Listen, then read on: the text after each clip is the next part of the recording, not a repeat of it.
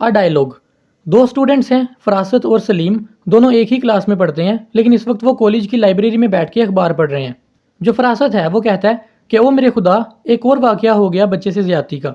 सलीम उसे न्यूज़पेपर पकड़ता है और कहता है कि ओ खुदा, हमारे इस शहर को क्या हो गया है। दोस्तों, वो दोनों परेशान बैठे होते हैं। इसी दौरान टीचर आता है जो आके सलाम करता है और उनसे पूछता है कि उनकी परेशानी की वजह क्या है।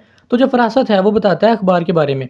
तो टीचर उसे कहता है कि हाँ, मैंने ये देखा है, तुम मेरे रूम में आ जाओ, इसे डिटेल में डिस्कस करते हैं। वो दोनों जाके टीचर के रूम में बैठ जाते हैं और साथ चाय पीते हैं और साथ इसको डिटेल में डिस्कस करना शुरू कर देते हैं। टीचर कहता है कि आजकल ये जो वाकयात हैं बच्चों से ज्यादती के, ये बहुत ज़्यादा बढ़ चुके हैं।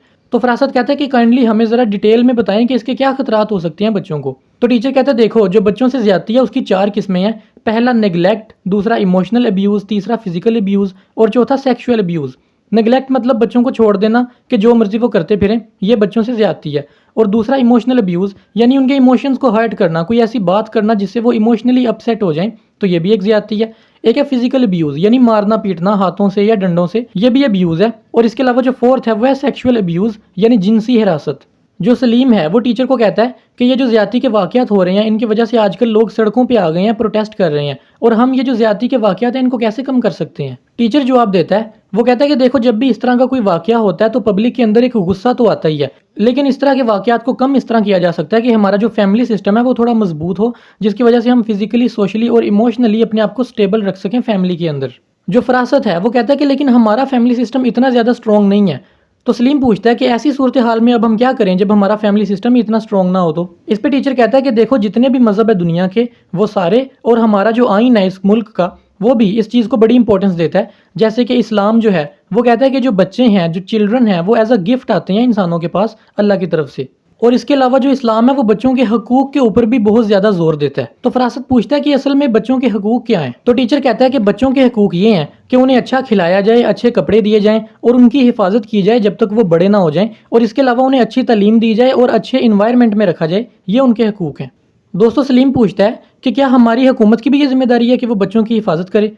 तो टीचर कहता है कि हाँ, जैसा मैंने आपको पहले बताया कि पाकिस्तान के आइन का जो आर्टिकल 25 है वो यही कहता है कि बच्चों की हिफाजत की जाए। तो फरासत पूछता है कि क्या हुकूमत ने कोई प्रैक्टिकली भी ये काम ऐसा कोई किया है कि नहीं किया। तो टीचर कहता है कि हाँ, उन्होंने child protection and welfare bureau बनाई है जो बच्चों की हिफाजत करती है। और इसके अलावा सन 1990 में यूनाइटेड नेशन में रेजोल्यूशन पास हुई थी जिसका हिस्सा पाकिस्तान था, जो राइट्स ऑफ चिल्ड्रन के ऊपर थी। इसकी वजह से हमें हर 5 साल बाद बच्चों के हवाले से एक रिपोर्ट भेजनी होती है यूनाइटेड नेशंस में। सलीम कहता है कि सर, हम मीडिया पे देखते हैं कि पूरी दुनिया में बच्चों के साथ किस तरह जुल्म और नाइंसाफ़ी हो रही है। तो टीचर कहता है कि हाँ, बच्चों की हिफाजत को जो सबसे बड़ा खतरा है वो है गुर्बत से, क्योंकि गुर्बत की वजह से बच्चों को उनकी ग़िज़ा पूरी नहीं मिलती, जिसकी वजह से वो मेल न्यूट्रिशन एक बीमारी है उसका शिकार हो जाते हैं। तो ये भी उनके साथ नाइंसाफ़ी है। तो फरासत पूछता है, सर एक तो खतरा आपने ये और बता दिया कि मेल न्यूट्रिशन यानी पॉवर्टी की वजह से जो होती है ग़िज़ा पूरी ना मिलना, ये भी एक खतरा है बच्चों को। इसके अलावा और कौन से खतरे हैं। तो टीचर कहता है कि उन्हें अच्छी तालीम ना मिलना भी उनके लिए एक खतरा है, क्योंकि अगर उन्हें अच्छी तालीम नहीं मिलेगी वो माशरे के अच्छे फ़र्द नहीं बन पाएंगे, जिसकी वजह से वो जुर्म की तरफ जाएंगे। तो ये भी उनके लिए खतरा है अगर उन्हें अच्छी तालीम ना मिले। तो सलीम पूछता है कि सर, हम इसे कैसे ठीक कर सकते हैं। तो टीचर जवाब देता है, वो कहता है कि अपने एजुकेशनल सिस्टम को ठीक करके हम इस चीज़ को ओवरकम कर सकते हैं। एक अमेरिकन लॉयर था जिसका नाम था करीम डिक्रो। उसने कहा था कि वो माशरा जहाँ पे लड़कियाँ पढ़ी लिखी हों वहाँ की इकोनॉमी भी अच्छी होती है और वहाँ पे रहने का अंदाज भी अच्छा होता है। यानी हमें सिर्फ लड़कों की तालीम के ऊपर ही इतनी तवज्जो नहीं देनी चाहिए, बल्कि लड़कियों की तालीम का भी ख्याल रखना चाहिए, क्योंकि उनकी भी तालीम उतनी ही ज़रूरी है। फरासत कहता है कि सर, बहुत सारे ऐसे मुल्क हैं जहाँ पे जंगें चल रही हैं, जैसा कि ख़ास तौर पे मुसलमान मुल्क जो हैं, तो वहाँ से जो लोग हिजरत करके आते हैं उनके अंदर बच्चे भी होते हैं। तो उनको कौन कौन से खतरात हैं। वो बच्चे जो जंग की जगह से हिजरत करके दूसरी जगह आते हैं। तो टीचर कहता है कि तुमने बड़ी अच्छी बात की। वो बच्चे जो जंग वाले इलाकों से हिजरत करके दूसरी जगह आते हैं उनको भी काफ़ी सारे खतरात होते हैं, जैसे कि उनको किडनैप कर लिया जाता है, उनको गुलाम भी बना दिया जाता है, उनको ज़बरदस्ती फ़ौज में भर्ती कर लिया जाता है उनकी मर्ज़ी के बगैर, या इसके अलावा उनसे ड्रग सप्लाई करवाई जाती हैं। तो ये सारे उनको खतरात हैं। तो टीचर कहता है कि फरासत, क्या तुम्हें पता है कि वो बच्चे जो जंग वाले इलाकों में रहते हैं उन्हें ये किडनैपिंग और स्लेवरी के अलावा और भी काफ़ी सारे खतरात होते हैं। जैसा कि वो बच्चे जो जंग वाले इलाकों में रहते हैं उनके लिए ये जो बारूद और असला होता है ये सिर्फ खिलौनों की तरह होता है। उन्हें लगता है ये सारे खिलौने हैं और वो उनसे डरते नहीं, उनको इस्तेमाल करते वक्त सोचते नहीं। तो इसलिए जब वो थोड़े से बड़े होते हैं तो या तो वो थोड़ा सा अमीर होने के लिए या किसी से बदला लेने के लिए इस तरह की बंदूकें वगैरह उठा लेते हैं या फ़ौज में चले जाते हैं, क्योंकि उनका डर खत्म हो चुका होता है। तो सलीम पूछता है कि सर, ऐसी सूरत हाल को हम कैसे डील करें, उन बच्चों को कैसे बचाएं इस तरह की जंग वाली सूरत हाल से। तो टीचर कहता है कि कुछ इंटरनेशनल ऑर्गेनाइजेशंस हैं, जैसे यूनिसेफ है, यूएन है, ये इनकी रिस्पॉन्सिबिलिटी है कि ये जहाँ भी जंग लगे वहाँ से बच्चों को दूर कर दें ताकि उनके ऊपर जंग के असरात ना पड़े।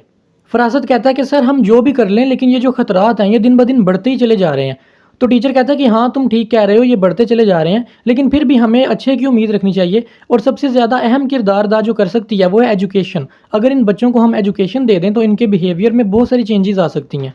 अब सलीम पूछता है कि सर ये जो पेरेंट्स हैं, ये जो टीचर्स हैं, ये जो मीडिया है, ये कैसे अपना रोल प्ले कर सकते हैं बच्चों की हिफाजत और उनकी नशोनुमा में। तो टीचर कहता है ये जितनी भी चीज़ें हैं ना, इन सब के अलग अलग रोल्स हैं और जिम्मेदारियां हैं। जैसे कि अगर गवर्नमेंट है तो उसकी अलग जिम्मेदारियां हैं, और माँ बाप की अलग जिम्मेदारियां हैं, मीडिया की अलग जिम्मेदारियां हैं। तो हर बंदा अपनी अपनी अगर जिम्मेदारियां पूरी करे तो हम इन बच्चों की अच्छी नशोनुमा कर सकते हैं। फरासत पूछता है कि सर हम इसके अलावा और क्या कर सकते हैं।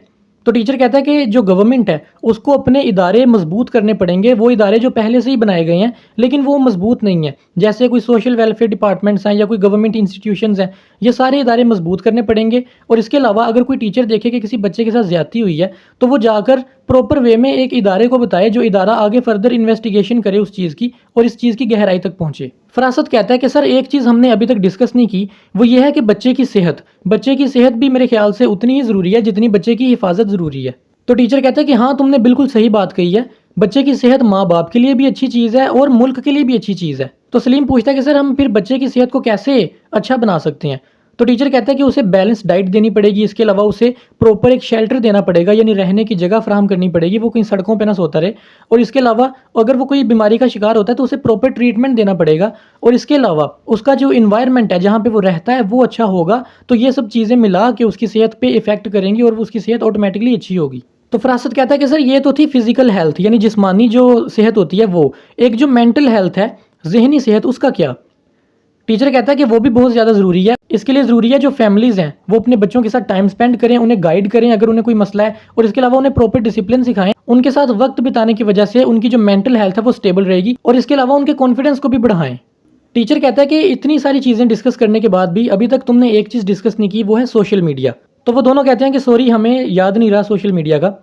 तो फरासत पूछता है फिर, वो कहता है कि सर जैसे कि आपको पता है कि बच्चों के साथ ज्यादती के वाकयात बढ़ते जा रहे हैं और जो बहुत सारे लोग हैं वो सोशल मीडिया पे अपने पॉइंट ऑफ व्यू का इजहार कर रहे हैं, तो आपका क्या पॉइंट ऑफ व्यू है कि कैसे सोशल मीडिया बच्चों की हिफाजत कर सकता है। तो टीचर कहता है कि जैसा कि तुम्हें पता है सोशल मीडिया दिन ब दिन हमारी आंखों के सामने बढ़ता चला जा रहा है और हम इस चीज़ को नज़रअंदाज नहीं कर सकते। बहुत सारी सोशल मीडिया ऐप्स हैं जहाँ पे बच्चे एक दूसरे के साथ दोस्ती करते हैं, और वो जितनी एक दूसरे के साथ ऑनलाइन दोस्ती करते हैं वो ऑफलाइन दुनिया से पीछे हटते जाते हैं, यानी वो एंटी सोशल हो जाते हैं। उन्हें सोशलाइजेशन पसंद नहीं होती, बस वो मोबाइल में लगे रहते हैं। तो इसके जो लॉन्ग टर्म असरात हैं वो तो अभी तक किसी को नहीं पता कि क्या होंगे, लेकिन इसके अंदर अच्छी और बुरी दोनों चीज़ें होती हैं और ये बच्चे के ऊपर डिपेंड करती हैं। इसलिए पेरेंट्स को भी चाहिए कि वो अपने बच्चों को देखें कि वो क्या चीज़ देख रहे हैं सोशल मीडिया पे। टीचर उन्हें यह भी कहता है कि तुम लोग अगर सोशल मीडिया यूज़ कर रहे हो तो तुम्हें पीडोफाइल्स जो लोग हैं उनसे भी बचना पड़ेगा। दोस्तों, पीडोफाइल्स वो बंदे होते हैं जो छोटे बच्चों की तरफ सेक्सुअली अट्रैक्ट होते हैं, जो जिनसी हरासगी करते हैं छोटे बच्चों के साथ, उन्हें कहते हैं पीडोफाइल्स। कि अगर तुम इस तरह ऑनलाइन दोस्तियां करते हो तो तुम्हें नहीं पता कि कौन सा बंदा पीडोफाइल है और कौन नॉर्मल है। अब सलीम जो है वो कहता है कि सर हम सोशल मीडिया पे देखते हैं जो जुवेनाइल डेलिक्वेंसी है उसकी भी बहुत ज़्यादा खबरें आती हैं, तो इसके बारे में आपका क्या पॉइंट ऑफ व्यू है। दोस्तों, जुवेनाइल डेलिक्वेंसी का मतलब है कि ऐसे छोटे बच्चे जो जुर्म करते हैं। सलीम साथ ये भी पूछता है कि सर जुवेनाइल डेलिक्वेंसी की वजह क्या है, यानी छोटे बच्चे जो जुर्म करते हैं उनकी क्या वजूहात हैं। तो टीचर कहता है कि इसकी काफ़ी सारी वजूहात हैं, जैसे गुर्बत, जैसे पढ़े लिखे ना होना, इसके अलावा फैमिली बैकग्राउंड जो है आपका वो इस तरह का हो कि आपको पूछा ही ना जाए कि आप क्या कर रहे हो क्या नहीं कर रहे। अगर आपकी फैमिली में कोई डिस्टर्बेंस चल रही है, जैसे माँ बाप का डाइवोर्स हो चुका है, तो ये सारी चीज़ें जो हैं ये बच्चे को जुवेनाइल डेलिक्वेंसी की तरफ लेकर जाती हैं। फरासत पूछता है कि सर आपने ये जो बहुत सारी वजह बताई, अब इनमें से भी एक और मेन वजह कौन सी हो सकती है। तो टीचर कहता है कि सबसे ज्यादा मेन वजह जो है वो है गुर्बत। अगर एक बच्चा गरीब है तो वो जुर्म करेगा पैसे कमाने के लिए या किसी और मकसद के लिए, तो गुर्बत जो है वो आपको इस तरफ लेकर जाएगी। फरासत पूछता है कि सर इसके अलावा और भी क्या कोई वजह है। तो टीचर कहता है कि हाँ बिल्कुल, अगर एक ऐसा बंदा जो कम उम्र है और उसने जुर्म किया है उसको आप जेल में बंद कर दोगे ऐसे बंदे के साथ जो कि उससे बड़ा मुजरिम है, जो एडल्ट है और वो भी मुजरिम है, तो उस बड़े जुर्म वाले बंदे का असर जो है वो छोटे जुर्म करने वाले के ऊपर भी पड़ेगा। तो फरासत पूछता है, वो कहता है कि सर क्या हम इसका कोई इलाज नहीं कर सकते, जो छोटे बच्चे जो इस तरह जुर्म करते हैं उनका।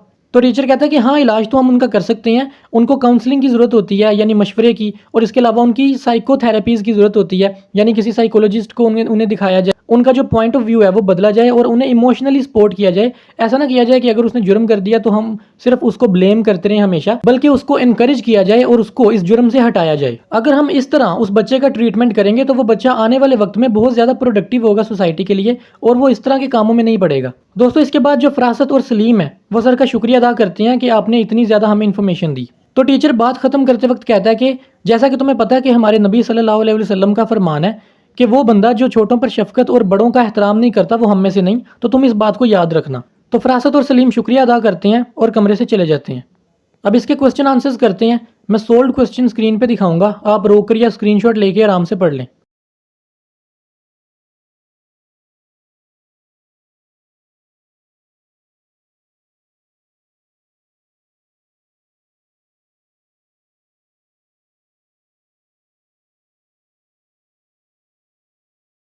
तो मुझे उम्मीद है आपको वीडियो पसंद आई होगी। अगर आपका कोई सवाल या सजेशन हो आप कमेंट्स में बता सकते हैं। तो मिलते हैं अगली वीडियो में।